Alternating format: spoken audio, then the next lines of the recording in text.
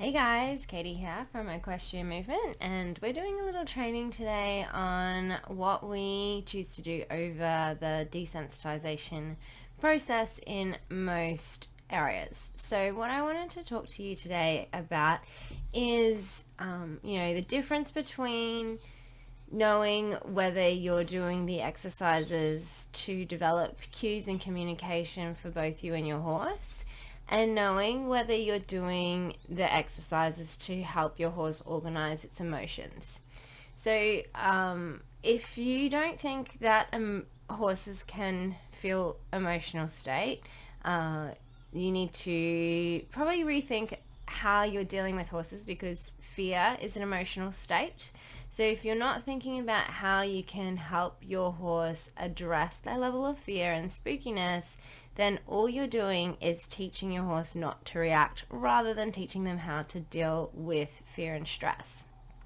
So when we're looking at helping our horses to organize their emotions, we teach to build confidence through curiosity with our horses. We want to start that emotional coaching skill set in an environment where our horse feels safe, secure, and connected first.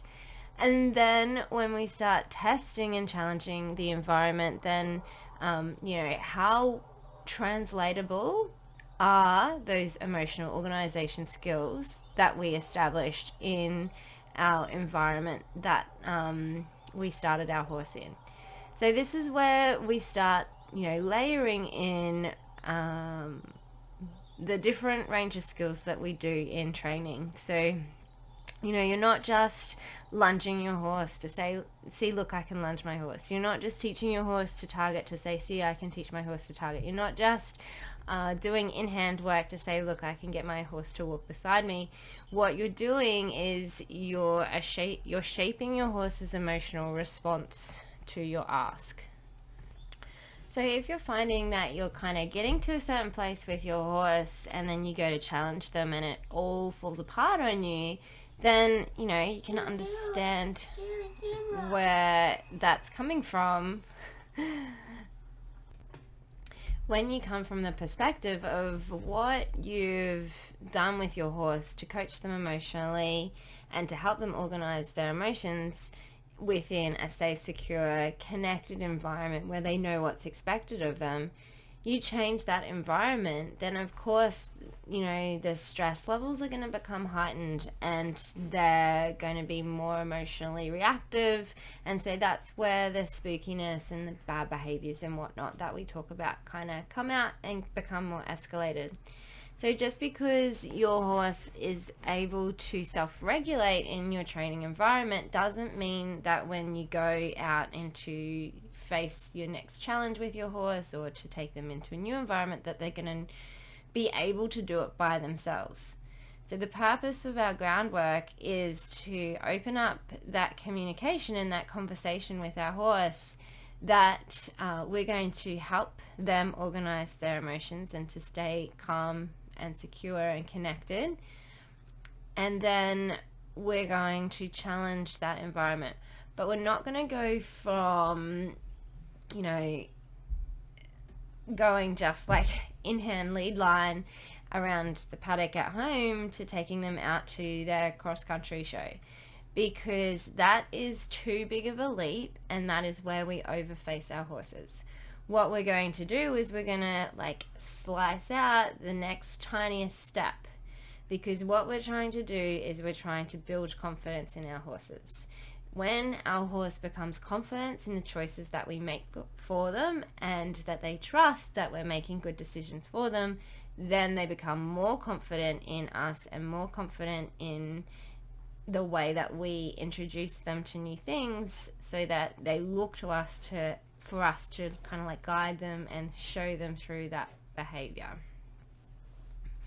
So what we want to do if we're ready to try something a little bit harder, if you're getting bored in your current training environment, is, does your horse already know how to relax and self-regulate? What happens when your horse becomes emotionally heightened? How are you going to translate those skills that you've been working on in the arena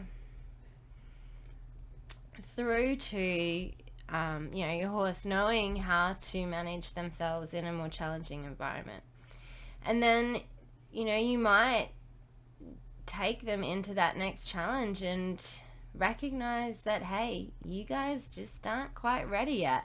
But it's, and that's why you want to make it an incremental challenge step, not a huge jump in expectation, so that okay, where do the wheels fall off my horse? Do you have a particularly spooky horse, or do you have a particularly pushy horse? Do you have a horse that tends to strike out and bite and whatnot?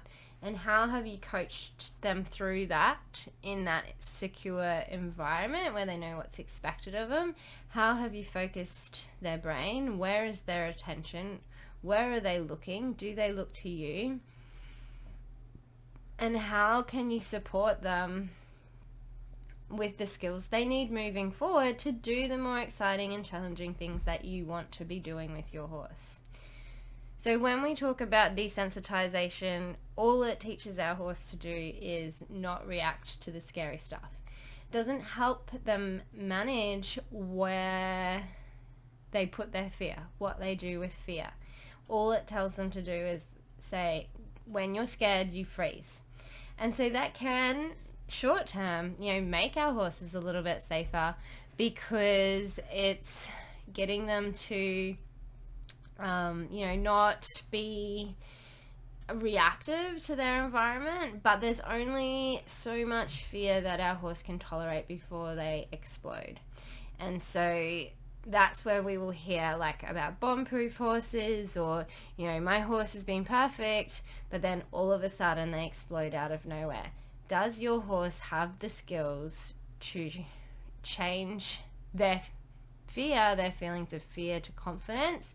Or are you just disconnecting your horse from the process so that when the fear does overwhelm them, they have nothing left to do but explode? And so that's what we teach when we teach our training skills with our horses. It's not just about what you can get your horse to do, look, I can get my horse to target. Well, what purpose is targeting? Well, we can now use target to ask Sully to investigate the things that she's scared of, and as she learns to investigate the things she's scared of, she builds confidence in dealing with her fear and dealing with things that she's scared of, and confidence in me, that I'm going to shape and guide her through that process. And so then we are also reading our horse's body language better as well. So over time you'll start to recognize if your horse is over threshold or under threshold. You can see in this part here, Sally is under threshold because she's quite curiously investigating the things that she's scared of. When the cat stand falls over, she doesn't get a fright. Her head is still quite low. Her body isn't too tense. We're seeing licking and chewing relaxation cues. She's not braced, ready to run. So this is a confidently curious horse that's investigating this scary trash that's on the side of the road.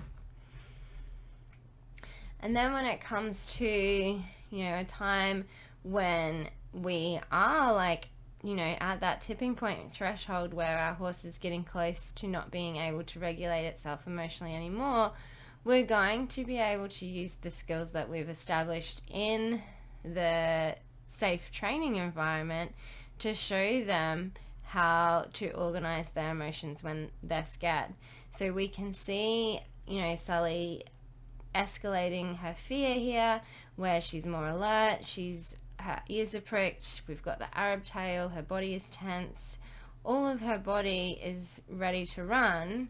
But we have worked on this in a safe environment where she knows to look to me for what to do with her fear, and I can help her process that so we can de-escalate that fear response. We've got the snorting, resting the hind leg, and she can start processing that fear. And each time we put our horses into that situation where they're not over threshold yet, they're still in a place where they can manage themselves and they can manage that emotional state, that we can really, shape out like what each scenario from there is going to look like.